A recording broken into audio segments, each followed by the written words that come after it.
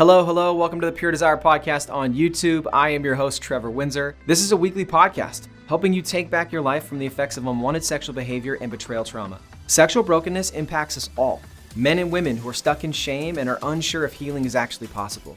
Church leaders who want to help but don't know where to start. Parents who don't know how to help their kids develop sexual integrity. Wherever you're at, this podcast is for you. Through sharing stories of healing, interviewing addiction and betrayal experts, and normalizing the conversation on sexuality, we offer a clear plan for recovery and healing from the effects of unwanted sexual behavior and betrayal trauma. You have what it takes to break free, heal your relationships, and take back your life. Make sure to like, share, and subscribe to the channel. It helps us so much and really just pushes our message forward. All right, with that, let's get to this week's episode.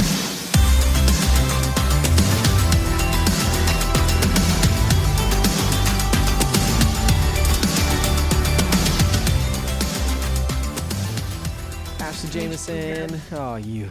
Sorry. Go. Ready, go. Take two. Ashley Jameson, welcome back. We're glad to have you with us. Thanks for being here. I am so excited to be here. I think people do know. I think people know how awkward your introductions are, but this one was like times 10. Anyways, okay, so today, here's the reality. The journey of healing and recovery is a tough one. We all know that. And regardless of our efforts, some seasons just seem to be stagnant and feel like we're not gaining any process. Sometimes these seasons can just feel like they go on forever. And one of the ways to combat this feeling is to identify milestones.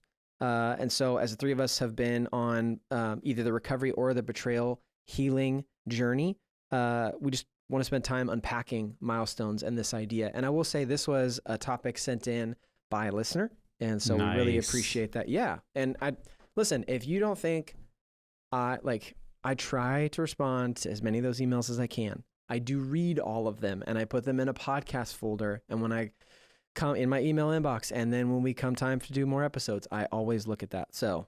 Or you pawn it off on other people. Okay, that's not what today's about. So I've gotten a few of those emails. Yeah, that is fair. Delegation is healthy. Okay. Okay, delegation. Yes. Yeah. Duh. Okay, so it's clearly a Friday afternoon when we're recording this. Okay, on the journey of healing and recovery.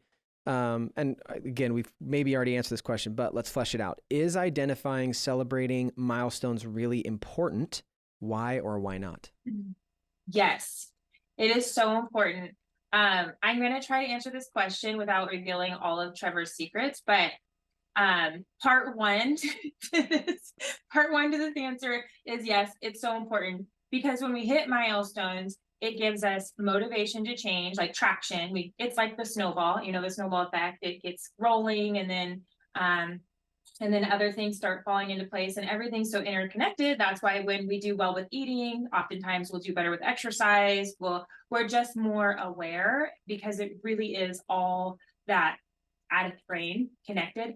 And so getting a little bit of a milestone or a victory can motivate our brains for change. But then it also gives us hope. If you've been stuck in a pattern for decades and you hit a milestone, you start to believe, I really can change. And we all know deep down into like the 8-10 year mark of our journey that our thoughts control so much of what we do. And so reaching those milestones really triggers those thoughts to say, I can do this. I made it this far. The part that I was going to reveal some of your secrets is not everybody knows, but Trevor and I are always communicating about diet and eating. And so is Justin behind the camera, because we want to be aware of healthy relationship with food. And so there's lots of times where it's I'm stuck. So if you're stuck and you haven't reached a milestone, that's where it's so important to figure out what's one little baby thing you can just bite-sized milestone that you can accomplish just to get yourself moving again. And it's really incredible how that ends up working. And I'm sure if anybody's struggled with food or alcohol or anything, when you do hit a new number on a scale or you go a certain amount of days without drinking, that it gives you this new encouragement. Yeah, as I think about this question, I think it really matters what the milestone is that we're celebrating. And we'll talk about some of the dangers in another question, but I think there are a lot of programs that get overly focused on a certain number of just simply the behavior, but there are many, many other milestones that I think are worth marking, and then to make sure we're celebrating them, not just knowing, oh, it's okay, this happened. It's like, no, this is a really good thing. And I was writing down a couple of examples, like maybe noticing how much we've grown in a disagreement with our spouse, that we don't get reactive and, leave the room or blow up or make a rude comment. We're like, wow, that's growth. Like that's a milestone. That's an achievement to note and celebrate. Like there's something happening here that now I'm excited about. Or maybe it's recognizing in a part of our day there's something we would typically have been dishonest about, or we would have typically created some deception around, but instead we're choosing to be vulnerable and honest and open. Like those are milestones that I think are worth marking, kind of noting and seeing. This is something, I mean, that's when we travel. What is a milestone? It's to note growth. It's to note that we've made some progress.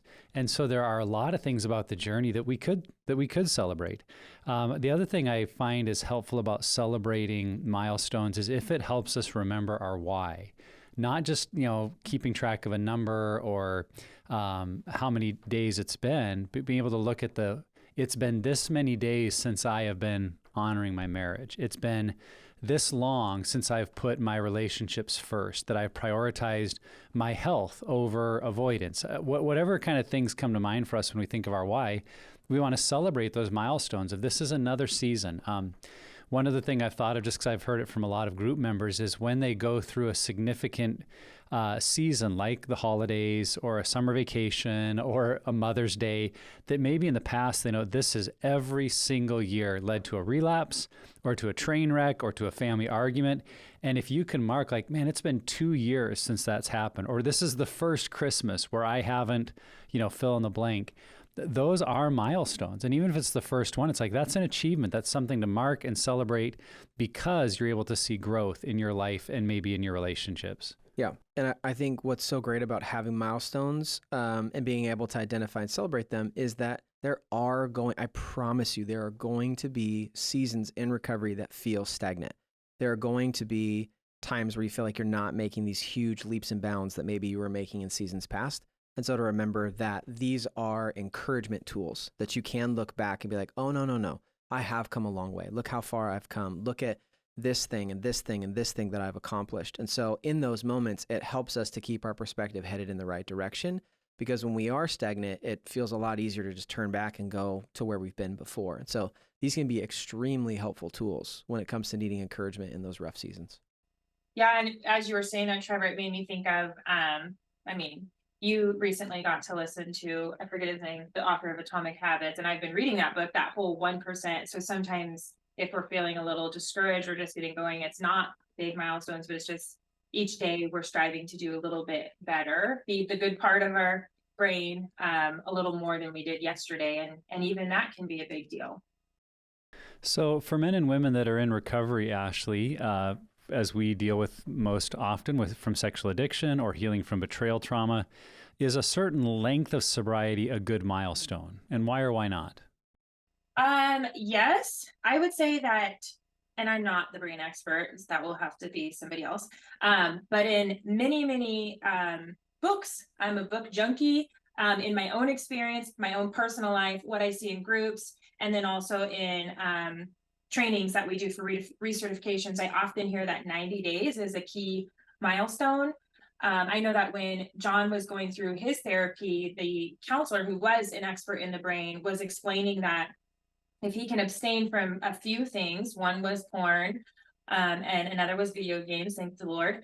And he said what happens is that neural pathway that lights up when you use those things, and he did say porn and video games are on the same wavelength, that it quiets down and it like kind of atrophies enough, like loses control enough, so that then he can do the deep work of getting to the root. And so I personally have quit many things many times. And I do notice too that after a few months of abstaining from something, it's not so much about the number, it's about giving my brain space back, and that everything we do takes up mental real estate. And we get something called decision fatigue because we're constantly tug of warring with our addiction and try, or another phrase would be like white knuckling it, that we're thinking about it so much. And so to give ourselves a chance to really quiet that noise in our brain and free up that space, then we can do the heavy lifting of getting to the reason of why we do what we do. And that's exactly what I was thinking, is that at first, yes, I think a length of sobriety or a length of your partner not acting out is a good milestone to have, but to be careful that that doesn't become the gauge on whether you're making progress or you're getting healthy or not. Because we know that after like a year or two, you may relapse again. That may happen. And that's a part of a lot of people's stories, where new life circumstances come in, or a new traumatic event happens, or something triggers something that you thought you dealt with, but you haven't. And then a relapse happens or a lapse happens. And if you're leveraging the length of sobriety as the biggest milestone, then in those moments, your journey's crushed. But if you're able to look at it and identify that it is healthy, yes, we do want sobriety. That is part of the equation. But understand that that cannot become the why. The why is not how long can I be sober.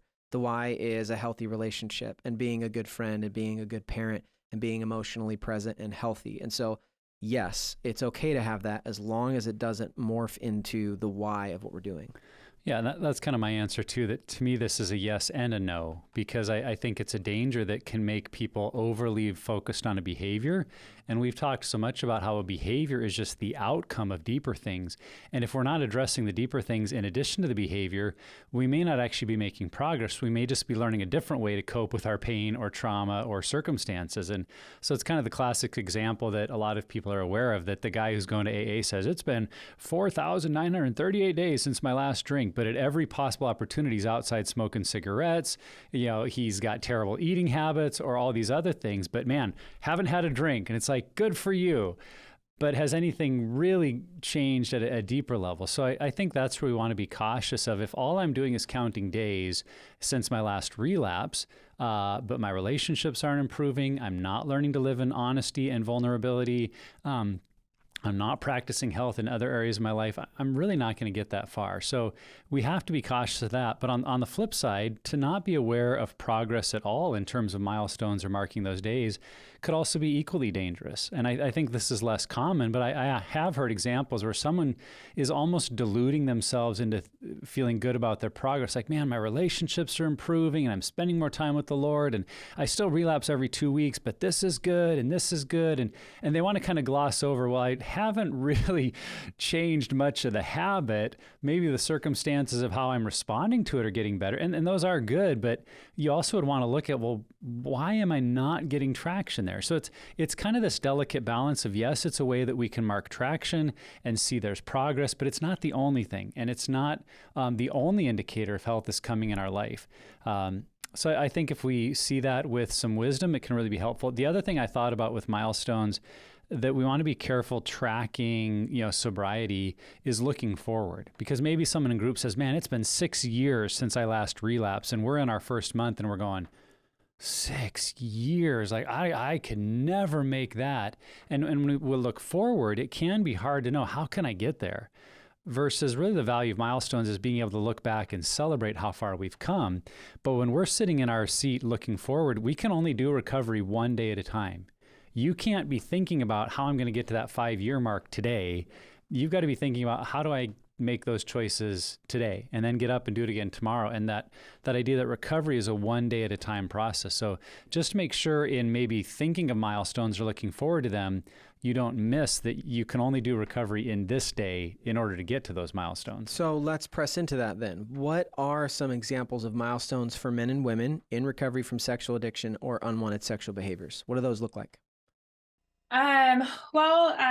To piggyback off a little bit of what Nick was saying, yes, it is important to understand, physiologically what happens to our bodies. Like he was saying, even like with the alcohol situation of, we don't want to just count days. So that balance of, there are like physiological things that happen after week 1, week 2, week 3, in our bodies when we're giving up something we've been addicted to. And that's why we show brain scans and things like that. And so that's good to be aware of, but have the mentality of, instead of I'm counting, maybe you're counting down days because you're quitting something for a while, or you're counting up days, just really shifting your mind to, I want to live as healthy and in touch as I can right now and for forever. And so milestones, I think, that are really good are things that focus around that, like recognizing, yes, after so many days, things get easier.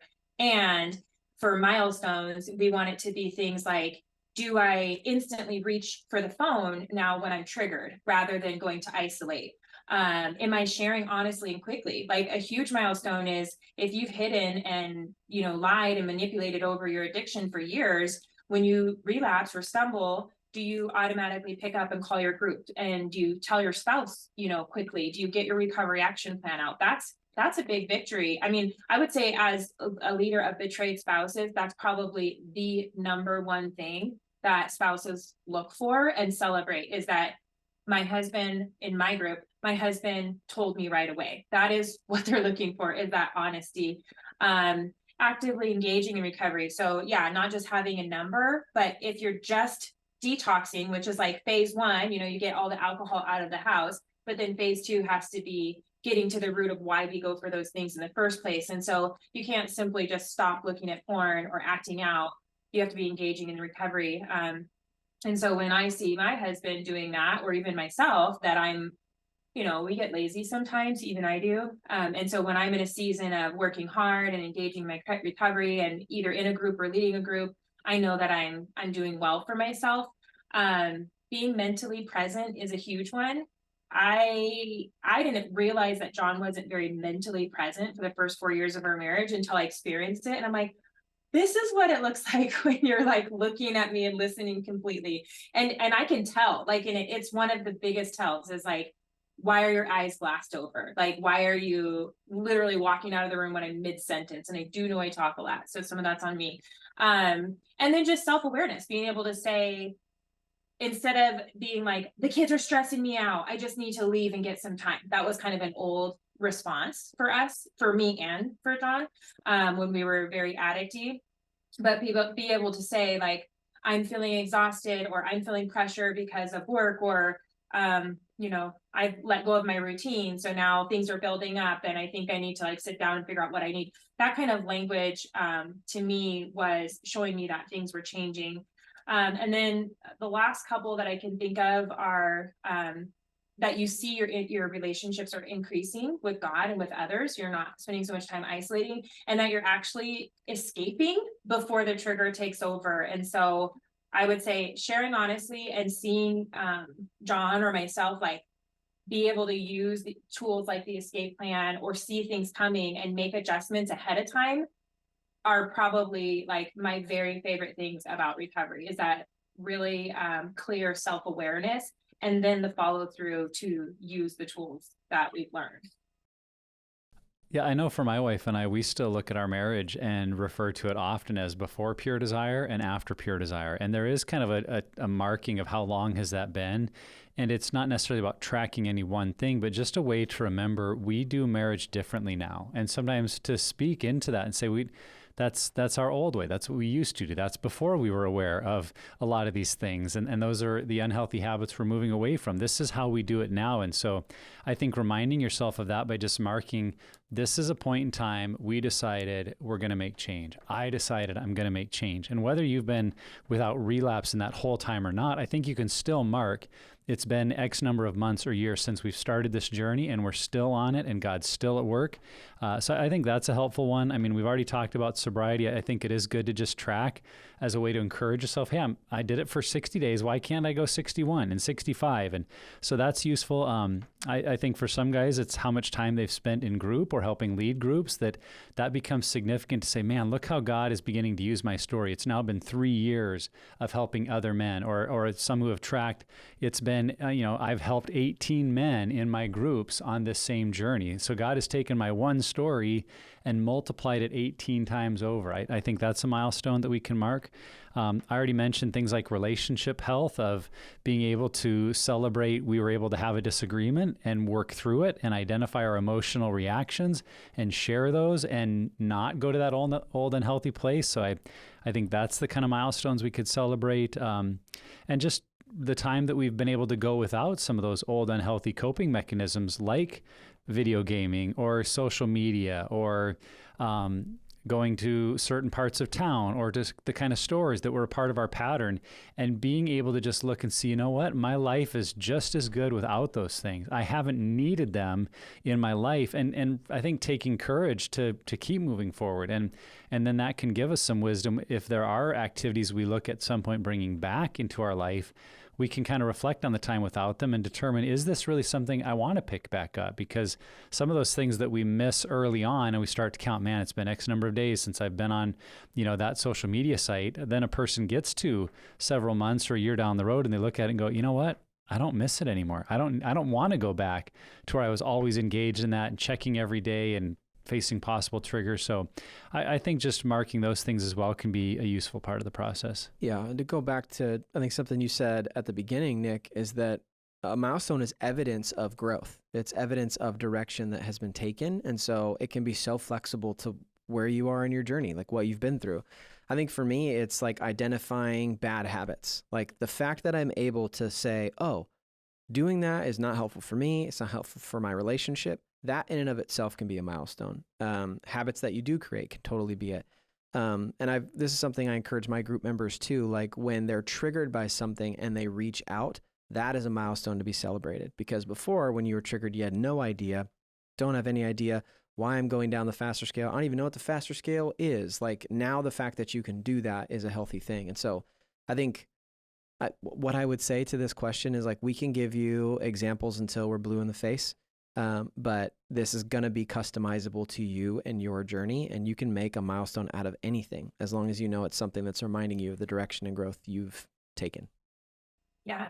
And can I say too, like, I'm going to do a shameless plug for groups, but this is why group is so important for a couple reasons, because we can be so stuck in our pain that sometimes it does take a friend, and not to minimize or like downplay our pain, but sometimes when a friend says, it's amazing that he told you because he's never told you before, or they point out something that's growth, that's change, and that's different, or you go through group the second time, or you go through as a co-leader the second time, and you're looking at your answers from the year before when you first went through and you were hurting so badly. Like when I look at my journals, I am like, I cannot even believe I was that bad. It doesn't even seem like it's the same person anymore. And that's happened every year of like, oh, that's where I was last year. And like you're saying, Nick, a lot of times it's not numbers. It's like, I was really struggling with anger last year. I was really struggling with sexual intimacy because of the betrayal. And it's amazing to see how different things are, and we forget.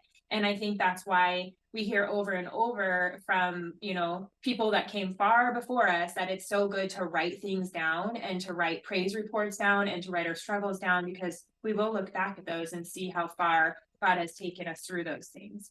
Yeah. So Ashley, for those who are the spouse of a struggler, an addict, what should their role be in their spouse's milestones? Like what sort of things could a betrayed spouse be looking for? And should they be keeping track of these milestones, or should they leave that more to their spouse who's in recovery?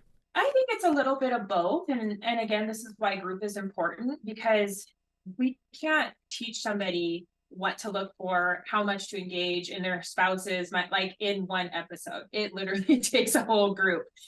Because for one spouse, it may be very necessary that her husband, I may have a spouse in my group where her husband, it's a safety thing for him to share his location because maybe he was acting out with females before, or prostitution. And then a milestone for her may be, I actually don't want the location anymore because we've gotten to this place, or I don't need passwords to things anymore because I realize when I go into those, it creates more anxiety. That was my story of like, I came to a place where I didn't want so much information anymore because I felt safe. I felt like I was trusting his behaviors and we were having enough engagement for me to feel like we are making good progress. I can tell he's healing.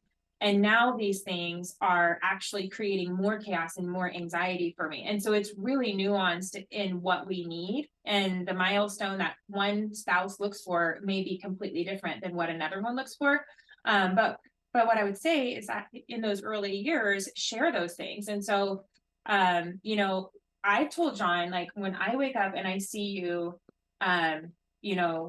reading like a growth book or in your Bible or journaling, it just like gives me this peace that I don't get when I wake up and see you playing video games. And not that it's all about like that it's about the video games. It's just for me, after being married to him for 14 years, it shows me where his mindset is. Is he going to start the day like in this slow, very intentional, self-aware way? Or is he like waking up and like needing something right away, like needing a hit of something right away? And so those have become little indicators for me. So I say, when I see you reading your Bible, and not like checking it off, but like see you actually like enjoying your time with the Lord and like listening to the Holy Spirit. When he's not defensive, that was like you're saying, Nick, pre-pure desire, and after not being defensive and being able to articulate where he's at on the faster scale and how his thoughts and feelings are connecting. Taking ownership of the pain that has been caused because of this, or even the time and money we've had to spend on recovery. When we first started, it was like, I'm not an addict and I don't have daddy issues. Like he really thought that. And so did I. Cause I'm like, ew, gross. Why is porn related to your dad? That just sounds so gross. Like you don't understand what daddy issues mean. Like it just sounds all weird. But then after like a year, we're like, I have daddy issues and I'm addicted to porn, because you understand that it's really not about the sex. And so just taking ownership. And then for him, like acknowledging triggers, there's times now where we'll be out somewhere and he'll say, I'm wondering if you're triggered, and if you are, I'm sorry, because he just recognizes like an environment or something. And I think that is so just mature in his healing and his recovery to recognize that, to verbalize it, and then to share with me. So yeah, like it's going to be different for every spouse, but those kinds of things. Yeah, the three that I wrote down were just like honesty in small things. I know that that's been helpful for my wife. And that's just like not even recovery focus. It's just honesty in small daily things. I think you can also, as a betrayed partner, use the milestone of how long your spouse has been in group, like how long they've been at this recovery journey, keeping that in mind. And then I think, and I don't know, this one can be a little bit fuzzy, but I just thought consistency in check-ins. Like if you're consistently checking in every single week and you have something where you're going through the faster scale or Fanos or whatever, these different tools you can use, as long as there's a weekly check-in, you can also create a milestone out of that. We've been doing this for 3 months or 9 months or 2 years, that kind of thing. I think those are some simple things too that just show there's a direction that's being taken by the struggling spouse. And I think that can bring safety and support to a betrayed partner. Yeah, I think in some ways tracking sobriety may almost be more important for the spouse than it is the addict or struggler themselves, because as we talked about, the addict or struggler could get maybe too focused on just that behavior. But for the spouse, that is some certainty they want. That's some peace of mind. And we talked about using a tool like Fanos, and the S of Fanos is sobriety, current length of sobriety. And if you're willing to do that, whether it's daily or even weekly, having those check-ins with your spouse and being able to share, it's been 3 months since my last relapse, or I'm however many number of days, then your spouse doesn't have to ask you. And I think that's really important for them, that they're able to kind of keep where like, okay, it's been 4 months. Maybe there's some change happening, and I can start to look for some other signs of growth and not just be hyper focused on, is he going to hurt me again with a relapse? Is she going to act out again?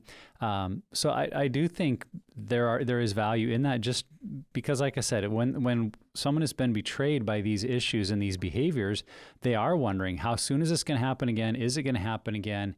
And so being willing to continue to report on that, continue to say how you're doing, may give them the confidence as they start to see milestones happening that's more valuable to them than it is even to you as the struggler. Yeah. So Ashley, just because, let's look at the other side of this, because yes, we want to look at milestones from a betrayed partner's perspective to their struggling spouse, but there also can be milestones for that betrayed partner, evidences that they have grown or they've taken steps in their healing.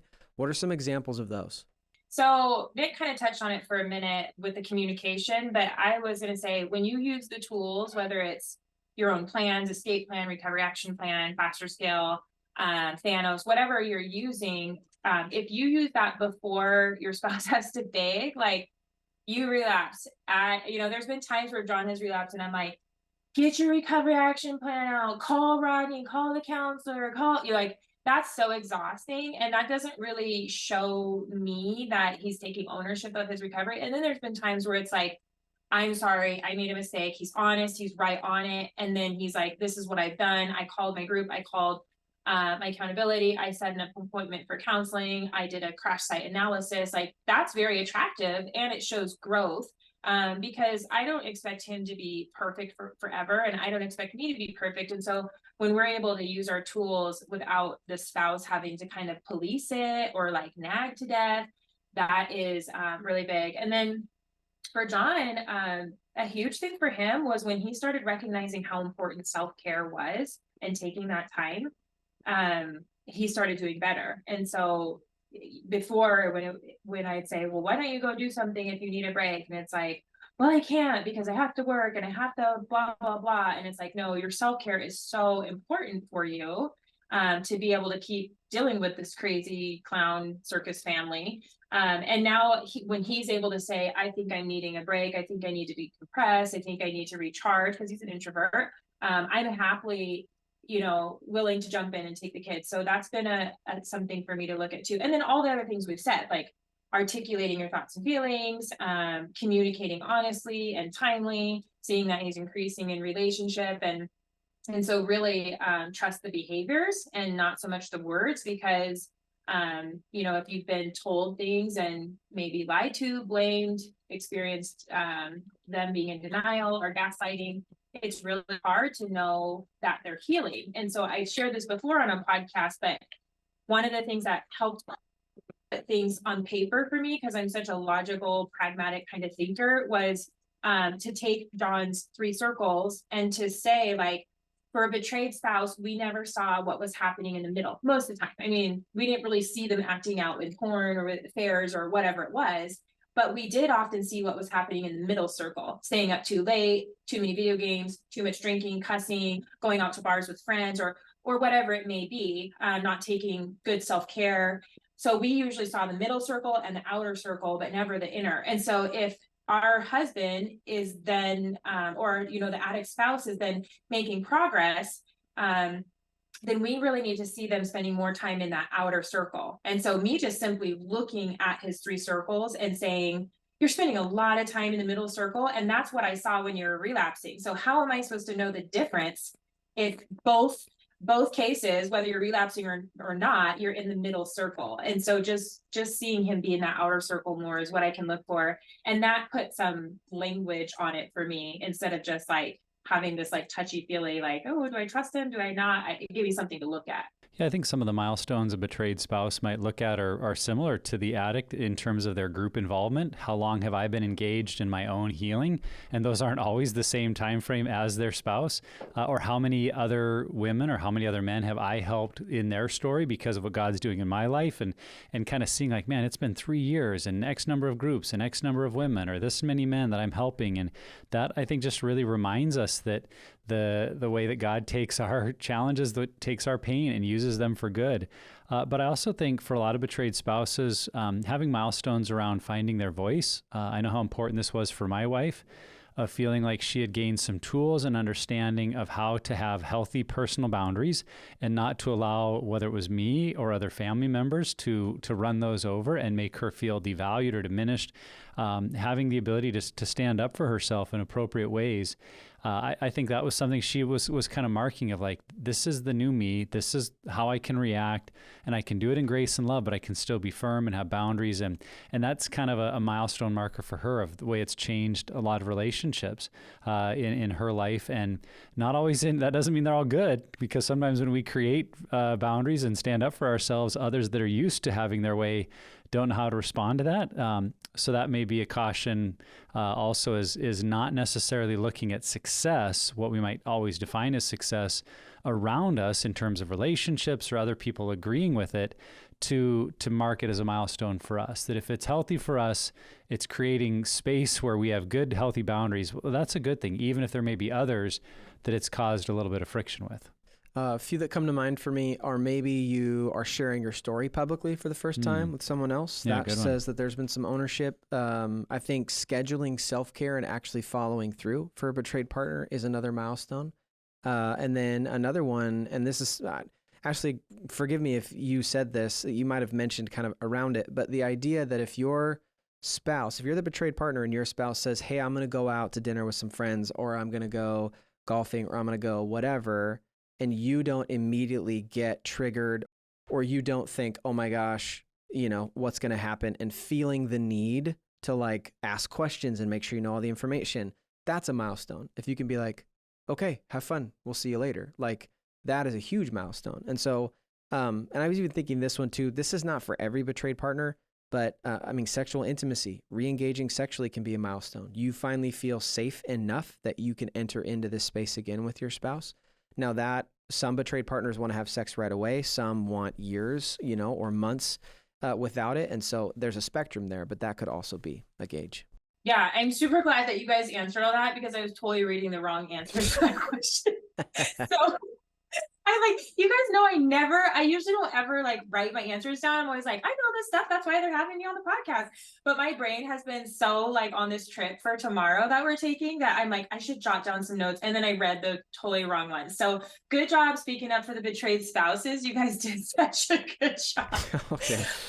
Would you shows we're learning. Yeah. Would you like to, read the actual answer you wrote down for this question? No, I was just going to say, like, you guys covered it. I mean, exactly. Like, obviously it sounds like you guys have betrayed spouses in your lives, but the sex thing, like I've articulated that with John, like I can re-engage, but I'm not totally there the way I used to be and feeling safe and vulnerable the way I used to be. It takes me sometimes like a good year. And then I remember the first time John went on a fire assignment, and he was in Arizona, and he had to pick up this woman because he doesn't work for a Christian ministry, he works for the government, who thinks it's okay for males and females to ride. Okay. Okay, sorry. Okay. So he picked up this female, went to the airport, they flew to Arizona together, got a rental car, went to the same hotel, separate rooms, right? But this hotel had like happy hour, free drinks. And so I was like, oh my gosh, triggered the whole time. Like there was nothing I could do to not be triggered. I was a disaster. And I was using all my tools, but I just like could not get untriggered. The following year, a similar trip happened, and I didn't even like think about that experience until he got back. And then it just hit me like, oh my gosh, oh my God, it was so huge for me that I hadn't even like thought about it. I didn't ask like if there was girls there. And it was so freeing to know that, like, again, that milestone gave me energy to keep going, because I was like, I don't have to actually live in a prison for the rest of my life. Yeah, it's good. So yeah, you guys covered it. Yeah, and I think it's good to point out, Ashley, that your calm about that trip wasn't because of ignorance, because I think some spouses want that of just like, well, I just want it to be out of sight, out of mind. I don't want to think about it. That's not what you're saying. You're saying it was a byproduct of the health in your relationship, the growth in your life, the growth in John, the level of transparency he had with you, that you were at a place of trust. And being able to trust our spouse is very different than just some blind ignorance that we don't want to know. And so, that's beautiful the way that happened in your relationship, though. So we covered a few of these already, but Ashley, from your perspective, is there a time when recognizing milestones or tracking those could be bad or a dangerous thing for someone in recovery? Yes. So there's that whole mentality of like, oh, I've been there, got the t-shirt, done that overconfidence, which is on a faster scale. Like, oh, I've been through groups, so I'm good. I don't need it anymore. That can be a danger. I have asthma, sorry. And then I battled with, before I got married, I was all about like, okay, give me the checklist to be a good Christian, because nobody, and this is what we hear lots when we work with people, what we're taught me how to like be a messy person and love Christ, and what that looks like when it's in progress. All I heard was purity culture, or before Christ, your life is this, and after Christ, then this. And there was testimony night, and you're supposed to be just like delivered. And so I was under that deliverance, like teaching that I shouldn't be struggling anymore. And so I really did like pull out the Christian checklist and make sure I wasn't doing any of those things. And when we talk about the dangers of just checking off dates for Milestone, my addiction before marrying John, it was like every year I would fall off the wagon. And so like every year I would end up like relapsing with a guy, and I wouldn't see myself as an addict. And so then when I got married to John, I was like, oh, I don't need those behaviors anymore. Or when I got pregnant, I was like, I don't need those eating disorders anymore because I have a baby. but I never really dealt with the root. I just had this checklist of like, now I need my life to look like this. I need to look married. I need to not go to the bars. I need to not, like I need to not do these things because I'm married. But I didn't know for 4 years until we hit pure desire and everything blew up that I was still living very much as an addict. It just came out differently as like Christian kind of okay things like shopping and, being controlling and like that hypervigilance and huge amounts of anxiety that I didn't recognize I had until I went through the process of healing. And so I had just switched behaviors, switched checklists, like, okay, this is the checklist for being cool in the world, and this is the checklist for being a full Christian, but it wasn't until I got to the bottom. And so I think that's where that could be a danger, is like, oh, I don't go to the bars anymore, I don't sleep with people anymore, but I was still such a disaster.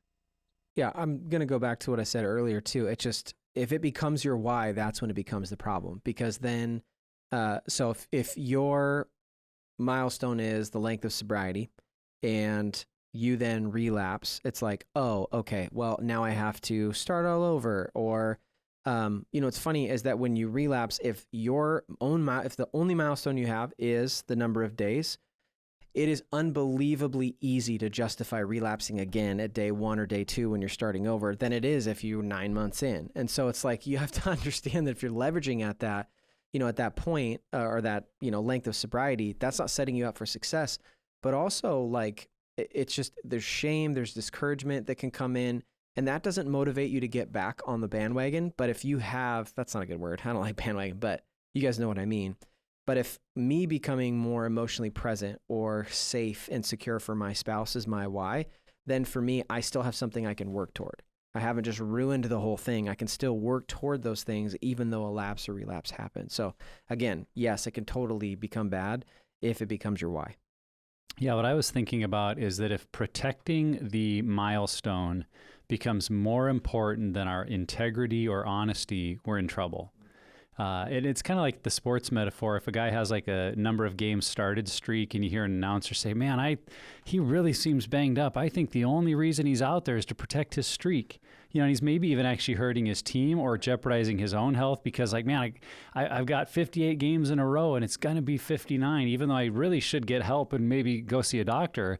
Protecting the streak can actually start to hurt us more than being open and honest and real. Unless you're Cal Ripken. Yeah. But yes. Yeah. I mean, and I think there's obviously examples like that, but that's what I'm trying to say is to echo what you did, Trevor, that when it becomes a part of our identity, like if I'm the guy that I never overeat and then I have a binge and I overeat, like I'm going to be really tempted to hide that because I've wrapped it up in my identity or I'm the guy that always gets his exercise in. I'm the person that always, spends time every morning in devotion. So if I sleep in one day and forget, I might not tell anybody because I don't want to ruin my reputation. And I just think that's really dangerous when those numbers or reputation pieces actually matter more than what's going on inside, because then we've lost sight of the journey altogether. That it's not about the milestones. The milestones are to mark what it is all about, which is our journey towards greater wholeness, greater health, and finding our identity truly in Christ and who God's made us to be. And as we know in our faith, that our identity in Christ is totally separate of our performance.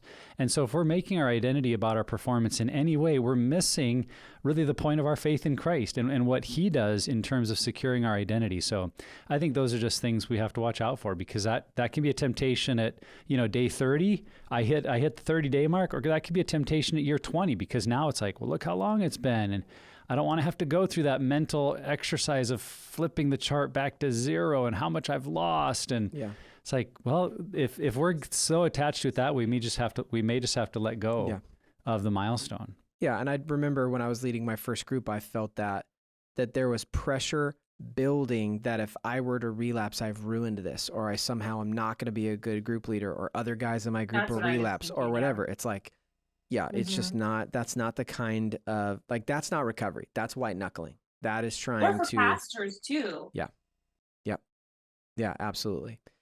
Okay. So I think a natural question flowing out of this is, does relapse, if it happens, does that negate any previous milestones? And if it does happen, does that mean that we start over? No, it does not make you start over. Emphatic. No. Yeah. But wait, and no, it does not make you start over. And though there may be irreparable damage as far as consequence, because we're always responsible for our consequences. So if you've been working on a healing journey and recovery for 5 years, and then let's say you have a trauma in your life and you don't handle the stress right, you don't use your tools, and you go hire a prostitute, you may lose your marriage, you may lose your job, you may lose something, but it doesn't mean that you need to go back to day one and you're the same exact person as you were when you started. What it means is you need to do a deep dive into that relapse and try to get some feedback and information on why that happened. And John and I saw this happen many times where he was sober for a year and a half when we first started because the tools were so fresh and new. And then he had these 3 relapses, like about a year and a half in, that were kind of a couple months apart. And by the third one, him talking it out with his group, that's why group is so important. He was able to connect it always to when he was with his family. And so his performance anxiety, his pressure, some of his childhood lies were still swirling around. And that was such good feedback. It didn't mean we had to start.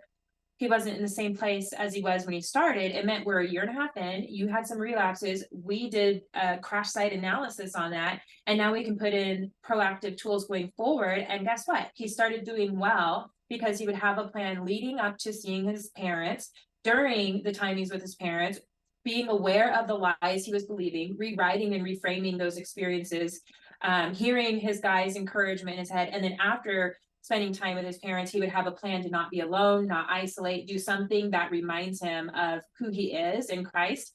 And the other visual I can give is, because I love like the science, that is what got me on board with this whole like idea that sex addiction was a thing, is understanding the brain science to it. And so when I'm struggling with addiction, or one of my many things I've worked on, I like to think of like, even if I mess up, it is that whole kind of metaphor of like, well, if you have a white dog and a black dog, which one's bigger? And it's whichever one you feed more. And so we hear that with addiction, you can have reps, like super freeways in your brain that you've created, and that there is neuroplasticity where you can change it.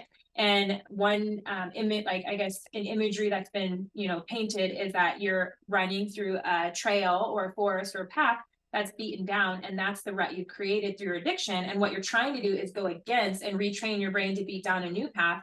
And so if you're running down the path and you're doing good with your recovery, and maybe you stumble off and you're in some treacherous territory, it's still okay to get back on and start going, and then be aware of what happened and learn from it. You wouldn't keep going down that unbeaten path again, and I know those who have been to our live Pure Desire conferences, and they've seen my backwards bicycle videos. Justin, can you add that in the notes if it's copyright okay?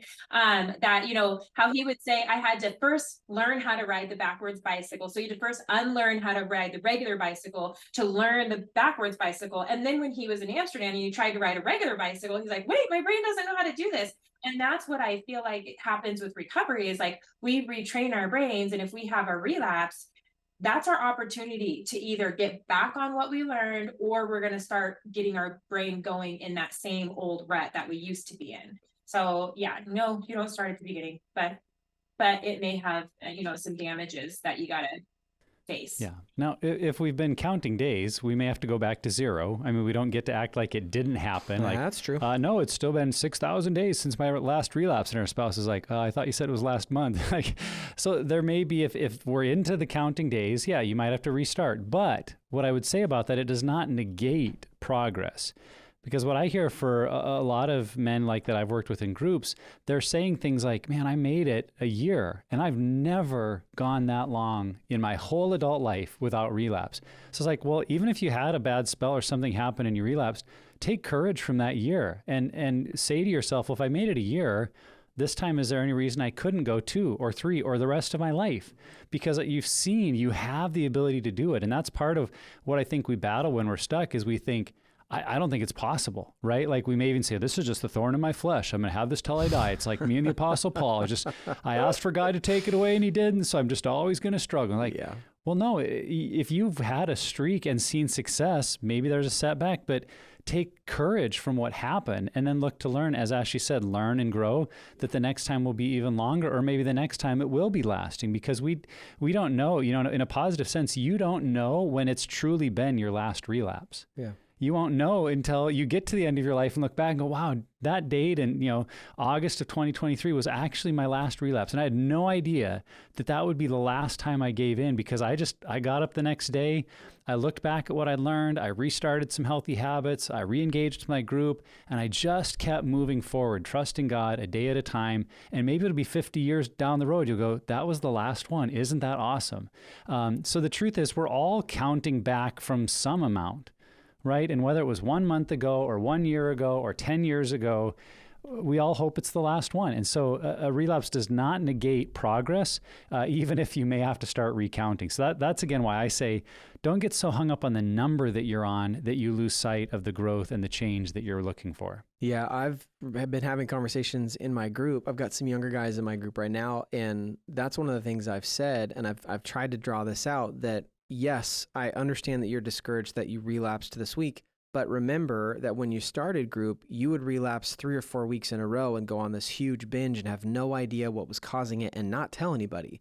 And here you are right now. Yeah, you relapsed, but you also reached out by the phone that day. You let the group know what happened. You showed up to group the next week. You identified where you were on the scale. You circled back to your recovery action plan, and you then updated your 3 circles. That's significant progress. Yeah, like, there are people out absolutely. there relapsing right now that have never thought to do that and have no idea that that's what they should be doing. And so, yeah, absolutely not. And I would say, we've said this a number of times on the podcast, that you can leverage a relapse for significant growth and momentum. Not when it happens, because it doesn't have to, but if it happens, you can use that to then catapult another season of significant growth in your recovery. Yeah. So Ashley, as we look to wrap things up today, what are some creative examples or ways that men and women could celebrate milestones, or milestones that they could celebrate as they continue on this journey?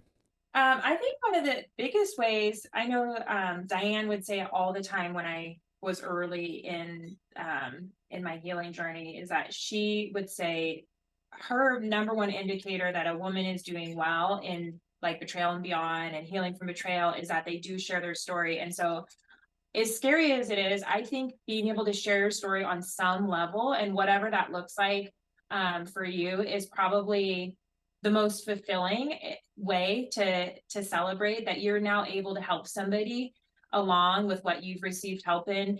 And even just something simple that stays in the 4 walls of my own house. I remember years praying for patience and wisdom with how to parent my kids, and I was so angry, and I was reading all the parenting books, and it wasn't until I went through my own healing that I'm like, oh, this is all making so much more sense. And now I'm able to parent in a way that's transparent, without shame and without fear, because I realized a lot of my anger with my children was actually coming out of fear that they wouldn't turn out right, fear that I'd screw them up, fear that they were going to struggle because they weren't being obedient or whatever it is. And so I think when you can start sprinkling your story in and sharing it and feeling that kind of prompting to say me too to somebody when they come along, and be able to give them a hand up, is a huge way to celebrate. And then of course there's fun things that some of our groups do, where they'll pamper themselves at the end of group, or they'll, I know one of John's groups, they did their last group out on the boat and they went to dinner, and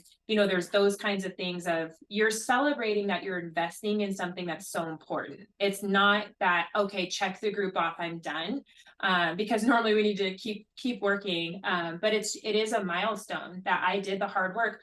Honestly, I don't even know if I had ever finished a small group curriculum, because it kind of drives me crazy to not be the leader of things, until I went through betrayal and beyond. And then that was a milestone for me. It was my very first ever, like, anything Christian, like, book, devotional that I had finished, workbook. And so I was celebrating that, like, hey, I can complete something, I can commit, and I can commit to a group. And that was a celebration to me by the time my first betrayal and beyond group was done. Yeah.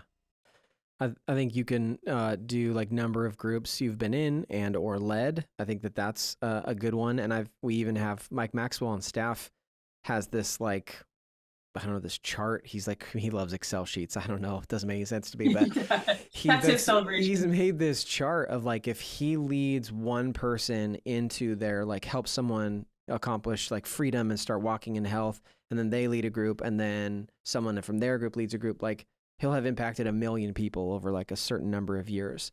And I think that that's huge. And so I think that if you can track that, I think that's awesome. I also think a milestone is when you take some of the tools you've learned in recovery and you're using them in other areas. Ashley alluded to, like, we're in a group that it's just really just a text thread with a few people where we're talking about our relationship with food, and we're using a lot of the tools that we use in group, we're using to that. And so we're thinking through how, you know, that impacts our relationship with food. And then I also think just how self-care habits are now maybe a part of your life, or how you want them to become a part of your life, to then like, look, oh, wow, you know, I used to not take care of my body, but now I'm eating clean, or I'm exercising 3 times a week, or I've decided to pick up running, which I don't know why you would do that, but there's just so many different things that you can do with that too, because we know holistically that matters. Like, what we do to take care of ourselves holistically matters. So I think you can do that too. That might be a creative way. Yeah, I think Ashley already mentioned something that's really creative, and that's going back and reading old journals or workbooks. I know I've got my first workbook from 13 years ago, and there have been times I pick up certain lessons and reread them, and some of my answers are consistent. It's like, yep, that's still something I have to watch out for. But then there are other things I read. It's like, wow, I've totally forgotten about that. I didn't even remember that's part of my struggle, or that used to be a trigger, or that's something that used to really hurt me, and now it's just, there's been healing there to the point that I've kind of forgotten about those places. And so I think that's always been an encouragement to me to see, yeah, I'm still in group, and yeah, I'm still, I feel like some weeks on the faster scale, I'm just pushing repeat, you know, I kind of had the same week that I've had 1,000 times, because we all do have our patterns that we go through emotionally, and the things that can get us down or overwhelmed or burdened. But on the other side, some of the ways we've reacted, or the behaviors, the things we struggle with, I really do think change in lasting ways. And sometimes reading an old journal or workbook can really bring that back to mind and go, wow, I've come a long ways. Thank you, Lord. Thank you for what you've done in my life. I know on the celebration side, I've seen people do things like get tattoos to commemorate it, if you're into that sort of thing. I want to be in that group. Let's be in that group. Talk to Ben Bennett. Ben Bennett's got a story for every one on his arm, and most of it's related to his recovery and what God's done in his life. I know couples that have taken trips. It's almost like they're re-celebrating their marriage. If it's been 2 years, we're a different couple than we were, and we're going on a trip to mark this. And I mean, whether it's just a weekend away or a big cruise, I mean, that's up to you. But something as a couple that you could mark, we are not who we used to be, and look at the growth that we've gone through. You know, there's the typical carrying around a challenge coin or a pin or something in your pocket. I appreciate that in different seasons of my life, where I've got something that daily, kind of even in a moment by moment, can remind me what I'm working for and why, and that I'm in a different place. So it's that milestone that's like always there with you, because milestones don't have to just be that I get to the 10-year mark or the 1-year mark or whatever it is. It may just be a day-by-day reminder of, I'm making different choices, I'm making progress, and, you know, an opportunity to pray and thank God for what he's doing and ask him to continue to lead you. And so whatever that might look like, a milestone might be something really small, like, man, today was a good day, one more good day, thank you, Lord. And however you want to mark that, I think if it's significant to you, it's going to work. It's going to help remind your brain and your soul of the traction you're making, and to stay on that path. Yeah, they're so important. I was just thinking, like, it's not about what we've accomplished. It's about recognizing who we're becoming. And I think that that's why milestones are so significant. And we know that recovery and like recovery from addiction, healing from betrayal can be just a really difficult journey. There are times where it's extremely difficult and it doesn't feel like it's going anywhere. And so we hope that our conversation today helped you not only identify milestones, but encourage you to celebrate them, because that is a significant part to maintaining that momentum and continuing your healing. So Ashley, thanks for just being here. I love that you can speak to both I love how unhealthy you were once with both being an addict and then also the betrayal side, but you speak from experience and expertise. Really appreciate your time. Yeah, this was a fun episode. Thanks.